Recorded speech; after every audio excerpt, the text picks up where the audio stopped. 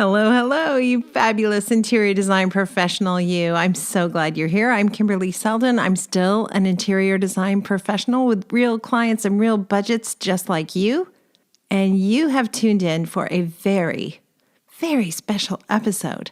Episode number 200. Yes, 200 times we've done this together. Wow, that went so fast. And we thought in honor of this milestone, we would do something a little bit different. I'm going to let Cheryl make a couple quick announcements really fast, and then we'll jump right into the show. I'm really glad you're here.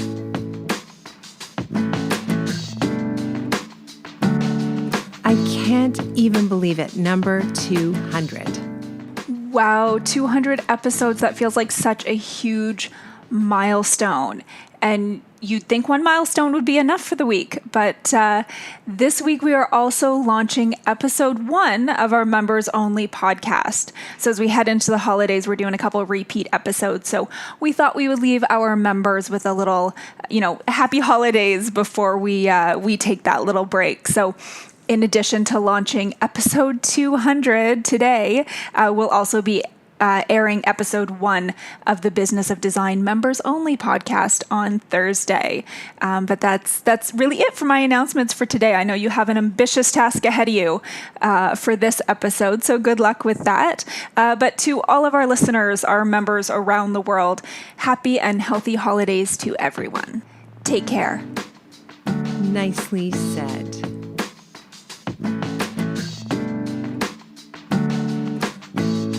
Welcome to the Business of Design podcast with Kimberley Seldon.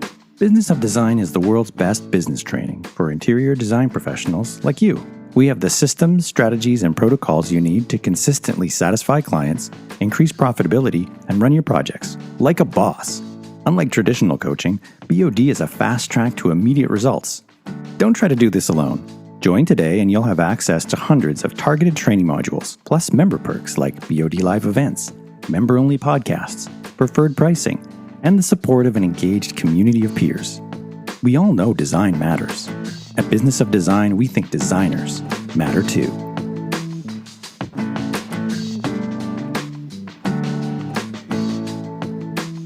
What is the crazy different thing we're going to do in honor of episode 200, you ask? Well, I am going to attempt, I don't know if this can be done. I don't know if this has ever been done in the entire universe, but I'm going to attempt to give you 200 pearls of wisdom in a relatively short period of time. I have no idea if this is going to work, so good luck. Good luck to me and good luck to you. Number 1, the formula for success if you are an interior design professional is still 80% business plus 20% creative. Did you have that backwards? I certainly did. I'm glad I sorted that out though. Number 2, read your contract to the client. Say it out loud. It will transform how you feel about yourself and it will answer your client's questions. Number 3, raise your rates. No surprise that, right? Raise your rates and you will attract better projects. Number 4, use your contract to advertise the type of projects you want more of. Dying to do a vacation home or an office? Love to do landscaping? Then say so in your contract. Number 5, include every single trade you think you're going to need during step 3, even if you don't think it's necessary. Number 6, solve everything at step 4. Number 7, select everything at step 4. Number 8, price everything at step 4. Number 9, let the client know you love what you're proposing. Have an opinion. Number 10, you can shut down second guessing early by defending your first choice. Number 11, the harder it is to talk about something, the more it should be emphasized in your contract. That seems kind of counterintuitive, but believe me. Number 12, don't rush the forgotten steps. 6 and 7, take your time. Number 13, weekly updates or more frequent will keep your clients calm. and aware of what's happening on the projects. Number 14, limit client correspondence to email, and you will free up your texts to use for family and friends, unless, of course, you have a dedicated cell phone for work. In that case, number 15, put that thing in a drawer for the weekend, right? Don't touch it. Number 16, when you know better, you'll do better. Don't beat yourself up. Number 17, budget for styling up front. Don't let this be a surprise to clients. Number 18, track, repeat, and referral business. This is an invaluable metric. Number 19, nurture a yes attitude when it comes time to stretch to the next level of project. You can do it. And number 20, nurture a no attitude when it comes time to bend to a lower level of project. Number 21, you can't swallow an apple whole. You have to take it in small bites. And that is the same way you're going to make progress on your business, incrementally. Number 22, you do not have to make every single mistake yourself. Will you just trust me when I tell you all the ways I've messed up and try something different?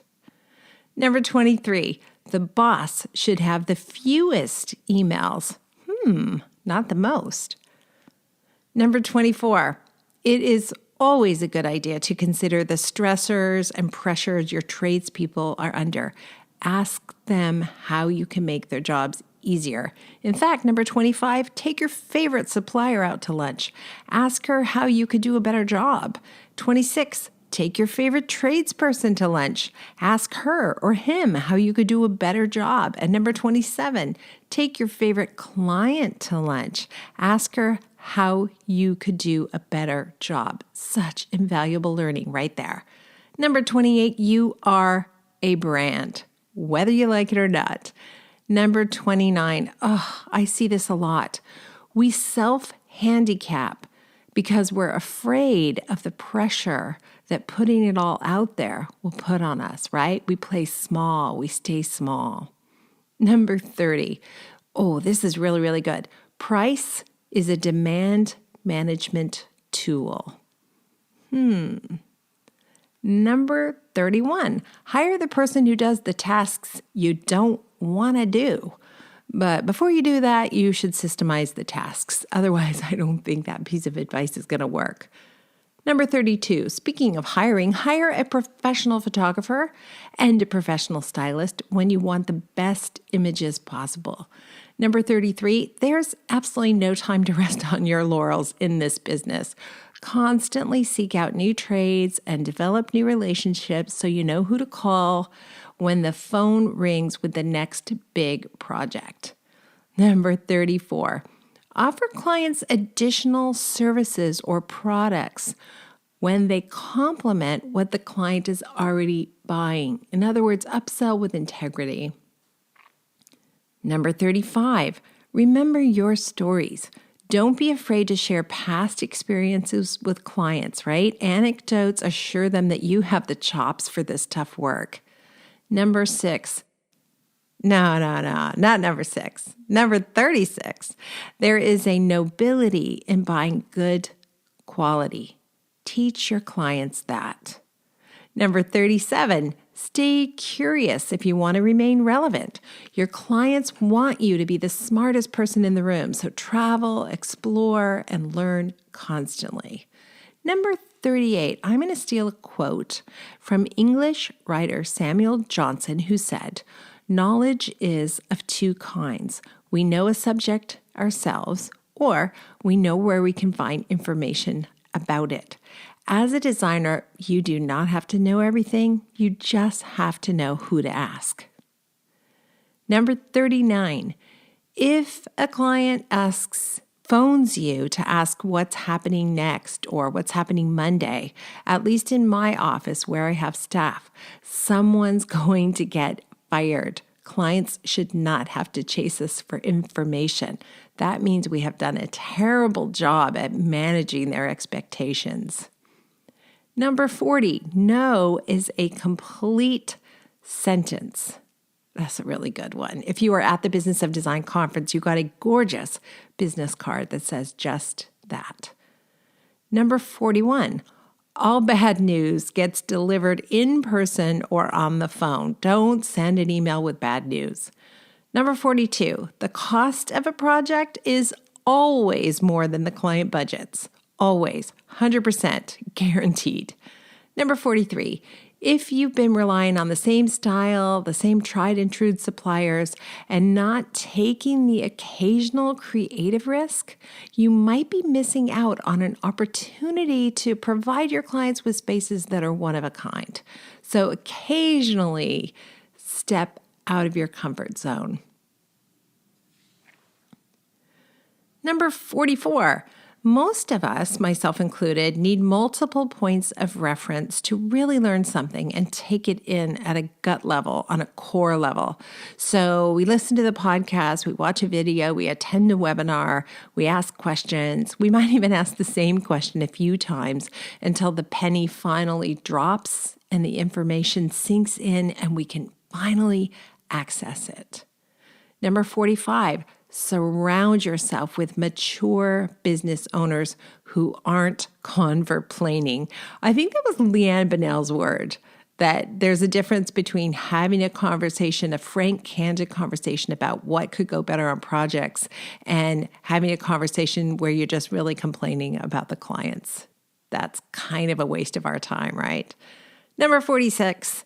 This is probably evident, but it's worth saying. Schedule time to work on your business. Number 47, you can't run a marathon your first day on the track. Likewise, it's impossible to create projects that run smoothly or end strong if you're starting at step 11, so don't do that. And number 48, step 4 is the whole ball game. If you know, you know. Number 49, it's important to read the terms of service before jumping onto a new platform. I think some of us have learned that the hard way. And number 50, this kind of goes hand in hand. If it's free, you are the product. Number 51, under promise and over deliver. People pleasing hurts us in the long run, right? So don't say yes when you know it's not likely to happen. 52, promote, share, protect those manufacturers and suppliers who support the industry, and in particular, who support us. Number 53, if you want to foster trust with your clients, then keep financial elements transparent and running like clockwork. Number 54, it's always a bad idea to compare someone's outsides with your insides. Number 55, if you go to a party with your friend, you probably won't make a new friend. That always runs through my mind when I need to go to a networking event. It's better to show up alone than it is to show up with your bestie. Number 56, sell more antiques and vintage. Your spaces will feel unique. Number 57, own your niche. Own your niche, depending on where you live. Own all of your content and get a tight focus in order to build a reputation around the one thing you're really, really good at, whatever that is. Number 58, consider role-playing as a way to gain confidence when dealing with clients. I would rehearse answers to questions my clients had rather than try to wing it. I found that really helped me get over the fear of saying the hard things. Number 59, find out what you suck at and then hire someone else to do it. Number 60, work repeatedly with the same suppliers and you will develop such strong relationships. Number 61, integrity can be expensive. Learning a lesson in business can be expensive, but if you get it, it's so worth it. Number 62, this is bad news. There are no shortcuts to success. However, there is a roadmap you can follow as you make your way there. Hint, hint, Business of Design. Come on, join us.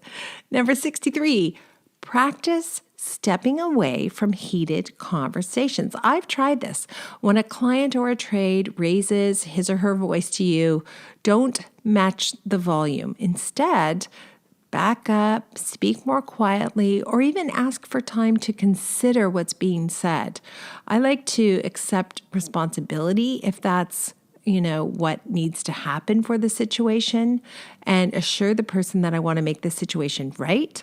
But sometimes I just need to get myself to a calm and safe space where I can think more effectively. Number 64, good looks matter. But sometimes it's what's inside that counts the most, right? That is true of sofas, chairs, pillows, and bedding. We have to educate our clients about why they need to spend more on these items. Number 65, our policy is, oh man, I use this a lot. Our policy is we go for paid consultations, even for friends and family. Our policy is we work Monday to Friday only, no weekends. Our policy is. Number 66, if you want to jump ship, you better inspect the lifeboat for holes. I love that one. I always think of flat fees when I hear this expression, right? So many people think, oh, hourly fees are so hard. I'm going to do flat fees. That's going to be so much easier. And then they jump into a lifeboat with all kinds of holes in it. Number 67, the whole point of working for yourself is to do it your way. Number 68, this kind of ties in. Create the schedule you want, even if it's unconventional. If you only want to work Tuesday to Thursday, that's fine. That's one of the perks you get as the master of your own destiny. Number 69, you do not have to convince anyone to hire you. If you have the right intake process, it will do all the convincing for you. And number 70, if the intake process is weak and sales closures are weak, then the clients you end up with are probably going to be less than ideal. 71, during the intake call, you can see I got on a run here. All you have to sell is a consultation. You don't have to sell a 3-year commitment. Number 72, I always think it's a really good idea to ask for the job. If you're at the consultation and you know this is an ideal project, let the client know you want the job. Number 73, say no to the project that isn't ideal if you can afford to. I'd never say this lightly. I know sometimes you need that next gig to pay the bills. I get it. But when you reach a certain level and you can say no to those clients or those projects that aren't ideal, you will experience a new freedom and a new liberation that's going to be so good, and greater profitability as well, that's for sure. Number 74, I don't even need to say this, do I? But I'm going to. Never go to a consultation for free, especially if it's for a friend, especially if it's for a family member. People don't take free advice. They consider it and then they ask around to find out what other people think. So don't do it. 75, disappoint your clients quickly by saying absolutely no to the wrong budget or to any other unrealistic expectation. Number 76, I'm squeezing this in again, raise your rates. The best time to raise your fees is when you're super busy.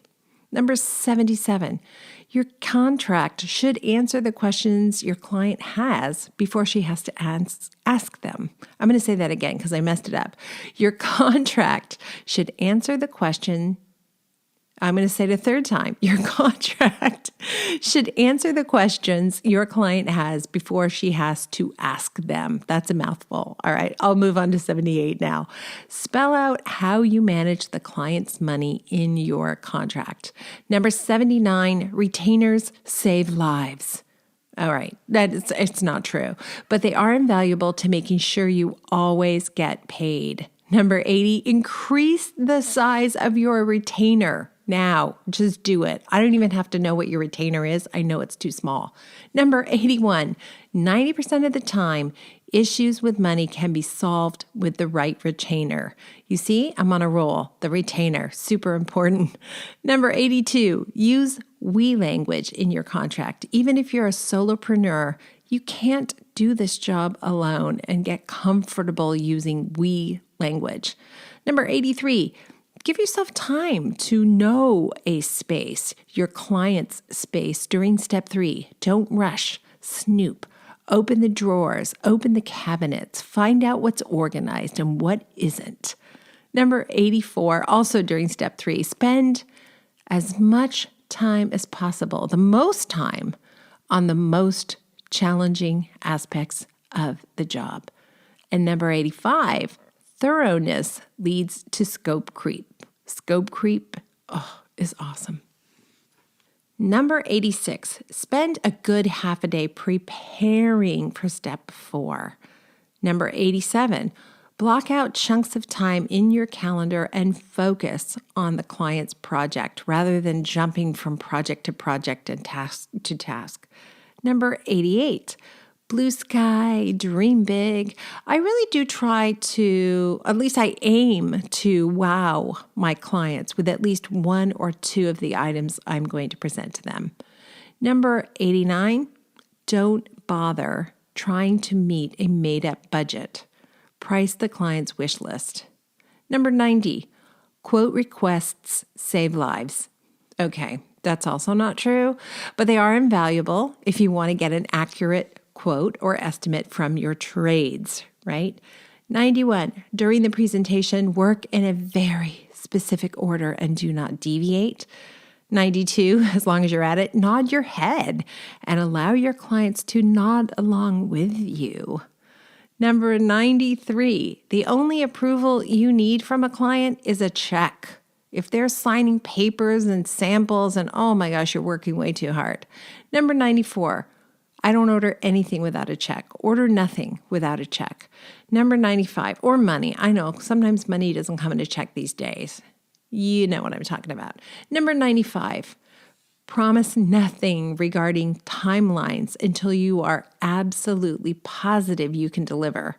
96, it's better an extended period for steps 6 and 7 than it is to have issues during step 8. If you know, you know. 97, purchase orders save lives. All right, okay. But really, they are invaluable if you want to get accurate with your purchasing, which you do, right? Number 98, expense storage fees to clients. It's the professional thing to do. I can't believe how often I see this coming up in different interior design groups. Like, stop dancing around all this stuff and make sure you're billing the stuff back to clients. Number 99, inspect all goods upon arrival. That is really the only way to mitigate damages. Number 100, I want to do something. All right, number 100, this is my personal favorite quote I've ever made up. I think I said it at High Point, I'm not sure, but Cheryl captured it, and apparently this is what I said out loud to an audience.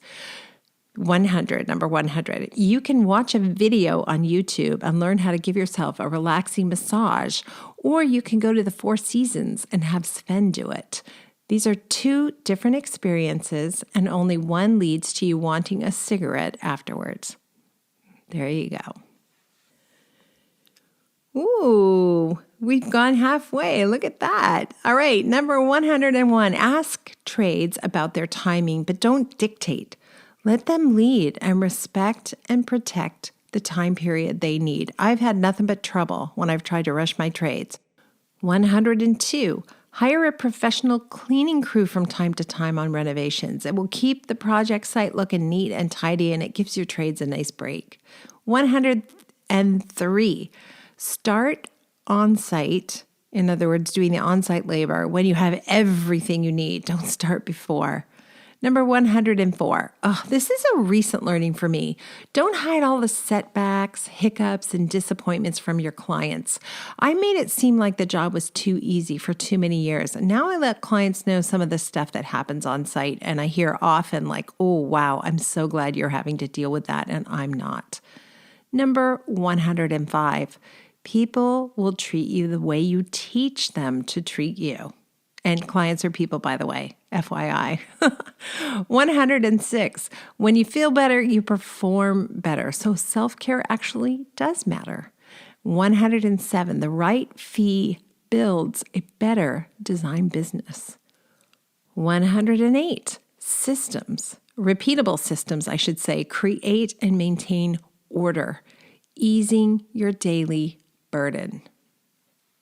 By the way, this is number 109. Don't bother to try to delegate anything until you have those systems written down.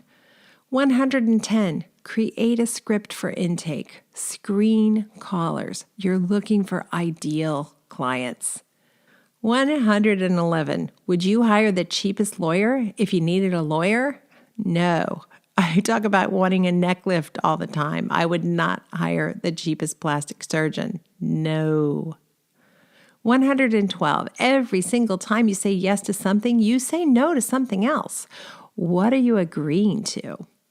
Number 113, if you don't take time to analyze past results, you will stay stuck. I know that from personal experience. Number 114, you have two valuable resources, time and money. Protect them both. Number 115, automate your testimonial process.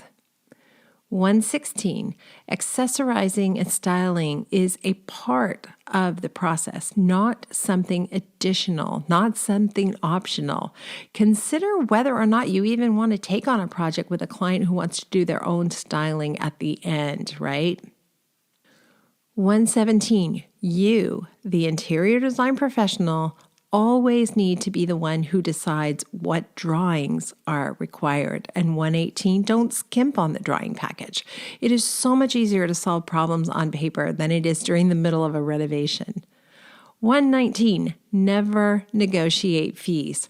It's perfectly fine to offer a smaller package of services for better value, but don't lower your rates.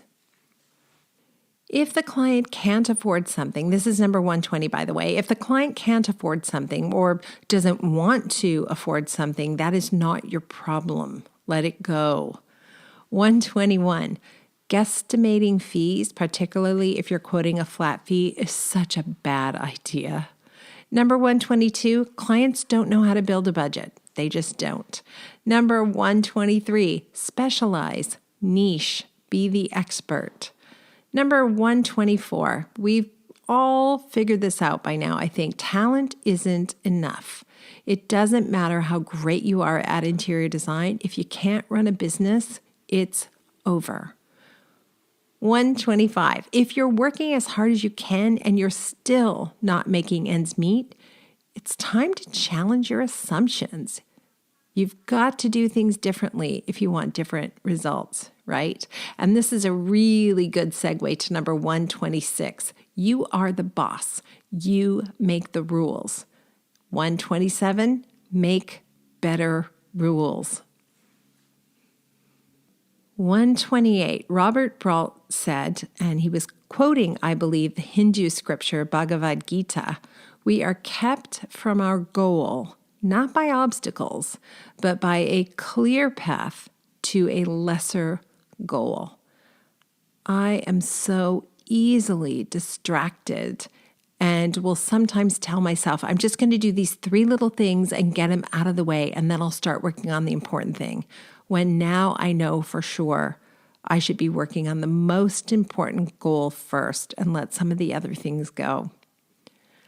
129. I know I'm sneaking this one in again. The higher your rate, but that's okay. I have a spin on it, so this is fair. The higher your rate, the less likely clients will challenge your advice and authority. 130. Put a smile in your voice when you answer the phone. It does make a difference. Number 131, scope creep is awesome. I love it. Don't fight it. Foster it. 132, never, ever, never show your clients your work halfway through. Never. Trust me. I know it's so tempting. Don't do it. Number 133, a good employee can sometimes keep you from a great employee. Number 134, a good tradesperson can sometimes keep you from a great tradesperson. Number 135, can you guess? A good client can sometimes keep you from a great client. I could go on.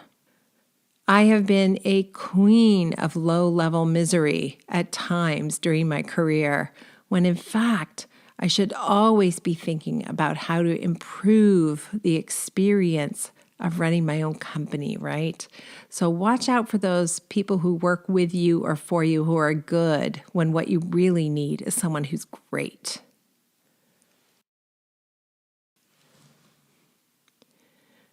Number 136, adding additional services to your repertoire, especially from other professionals, can be so good for you and it can be good for your clients. I'm thinking of things like landscaping, right? You can find a fantastic landscape designer and offer them to clients as part of your service. I do, and it's an extremely profitable part of the business. 137, no matter how talented you are, how dedicated you've been to the project, or how thoroughly you've managed the clients and trades, mistakes can happen, and they will.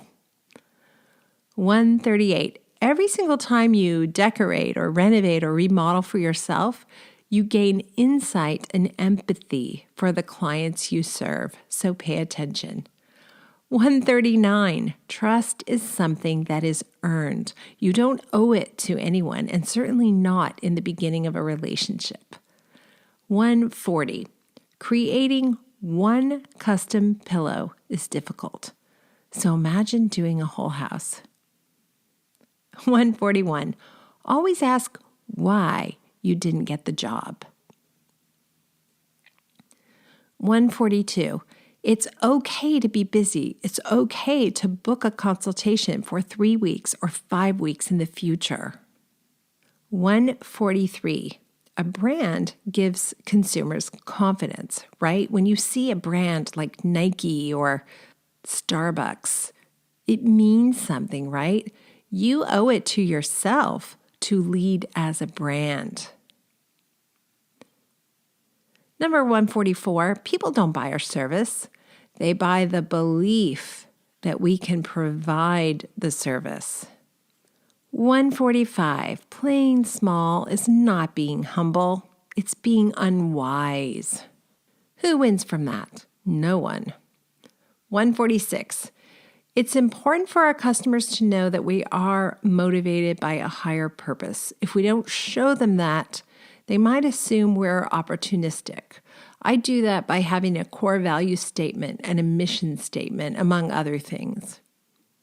147, narrowing your position allows you to be a stronger brand and to charge more money. Yes, I did sneak that in. 148, being a good or even a great interior designer or decorator is not enough to succeed. You've got to have written, repeatable systems. Number 149, luxury clients are reassured by a higher rate, where a too low fee might trigger insecurity in those same clients. 150, the complexity of our work makes errors inevitable. How you handle them says everything about your integrity.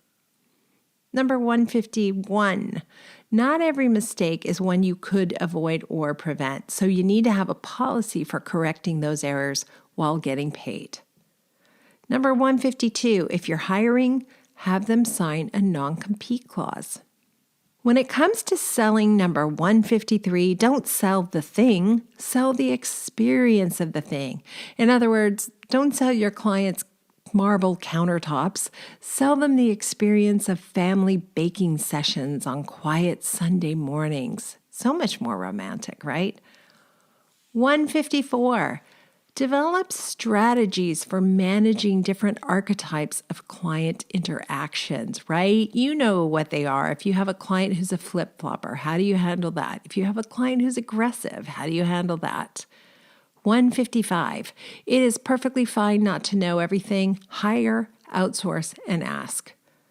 156, clients want you to be the answer. That's why they hired you. They're not hoping you fail. They're hoping you succeed.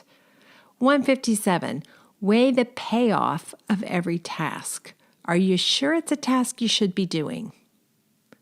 158, learn to delegate.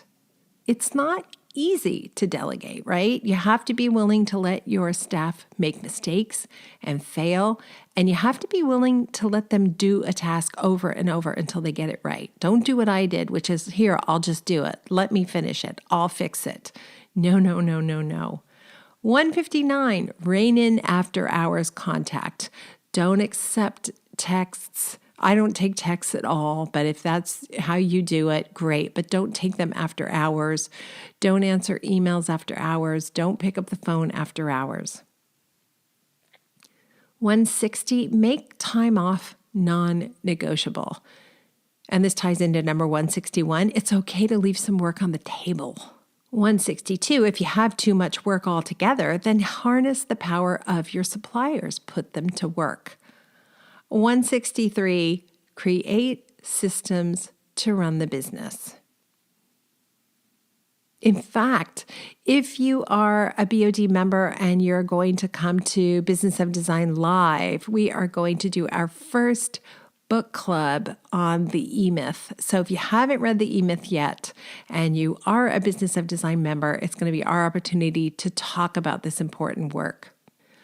164, who do trade discounts belong to? You. It's your reward for being a repeat and a volume customer. 165, it is okay to be profitable. 166, I think there's only one reason you get fired, and it's because you didn't manage the client's expectations. 167, family and friend discounts do not apply to your design services. Number 168, tell the truth, even when it's hard. No, you will not have your new kitchen in the spring. It's not going to be possible. I need several weeks before I can give you a firm timeline, but it won't be the spring. 169, set clear intentions before you agree to give away your most precious resource for free. And by the way, your most precious resource is time, of course. So like donating a consultation to a silent auction, make sure you're clear on what you want to get out of that. Number 170, before you agree to speak at an industry event or to a group of potential clients, get clear on why you're doing it. Also set an intention around that. What do you want to accomplish? Put some meat on the bones. Do you want one client from the experience? What type of client? How much do you want them to spend? And number 171 that ties right in here, whatever you do, don't talk about trends if you want to get new clients. Talking about trends is super fun. I always get asked to speak at home shows and talk about trends. I don't actually like to do it because I never get a client out of it. It's fun and other designers think it's fun, but clients are looking for someone to run their project. 172, when opportunity knocks, say yes. It's okay to be scared. Do it anyway. You will grow into the new area if you take risks, and we're here to help. Number 173, when you meet a new client and they ask you about fees, state them confidently by looking that person right in the eyes. Don't waver, don't blink. Let them know you're worth it by the way you deliver that information. Even if others go for free or charge less, you don't. You are letting the client know your value. So this is really important. Number 174, there is absolutely nothing special about the people who have, air quote, made it. Systems will change your life. 175, we can protect the artistic legacy of this community when we support independent businesses and educate our clients. 176, any serious attempt at marketing has to include, I think, some old-fashioned fundamentals like networking and local advertising. Number 177, strategic planning can take your business to a sweet spot where you have the fewest number of clients, and that leads to the greatest number of benefits. Number 178, getting more clients may be less appealing than getting better clients. Number 179, art finishes a space. So don't be afraid to select artworks for clients or use a trusted resource or gallery to help you do that. And that ties into number 180, curating existing pieces the client owns. You could reframe them with proper glass, hang them properly, group them in a more interesting way. That can take the pieces that they already own and make them look more impressive. Have you ever thought, I'll never work again? I sure have.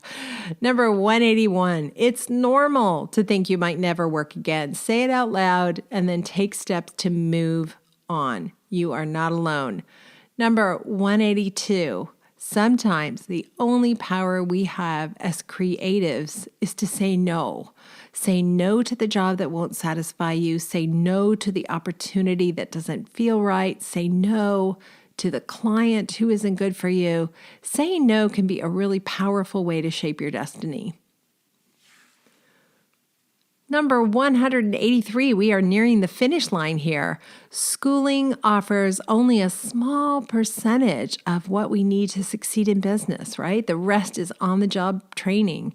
And talent, you can have lots of it, but that doesn't mean success either. Instead, we need to rely on a structure, systems, and protocols to make it in this business. 184, you do not have to agree with your client. It's okay to have a contrary opinion. In fact, they're paying you for your opinion. Number 185, the right contract should act as a disincentive to litigation. 186, if you can't spontaneously take a day or a week off, you are not quite there yet as the boss. 187, if the client doesn't accept your value as indicated by your rates, then they shouldn't be able to benefit from your value as evidenced by your skills. In other words, don't lower your rate to give away what you're really good at. Number 188, when a project goes awry, it's usually because something wasn't communicated at the beginning, right? I've never had a situation where I was able to go back to the client and say, we talked about that at the beginning. And they would say, yeah, oh, that's right, I forgot. I've never had a situation go off the rails. But if it's the first time they're hearing about it in the middle of a project, yeah, it can be really hard to get it back on track. 189, get the money part out of the way right up front. Be clear and concise about every single thing in your business model that has to do with money. Number 190. Oh, this is a big one for me. Don't deny your clients the opportunity to fall in love with something expensive, right? I don't present my clients with every single item that's super expensive, but one or two things in the project are a big stretch, and those one or two things really matter. They'll make a big difference. 191, once you have your systems and protocols, don't deviate ever. Oh, why do we do it, right? Whenever I deviate from my process, I live to regret it. 192. If you think you need to enhance your presentation skills or improve your listening and communication skills, I highly recommend improv training. It's really fun, super safe, but you will get more confident in how you speak. 193, not all advice is good advice, so please be choosy. Number 194, if you actually need to make an apology, it should never include words like if or but. I'm sorry you feel that way, but. Number 195, become a member of Business of Design. Oh, I can't believe she snuck that in there. I did, because I think you should. I know you'll benefit. Number 196, how about we just eliminate the word just, as in, I'm just a decorator, I'm just a designer, I just work for myself, I just work out of my house, I just started, it's just a local publication. Let's just eliminate the word just. It doesn't do us any favors. Number 197, if it isn't written, it didn't happen. Number 198, you do not have to reinvent the wheel. Follow a path that others have successfully followed and succeeded with.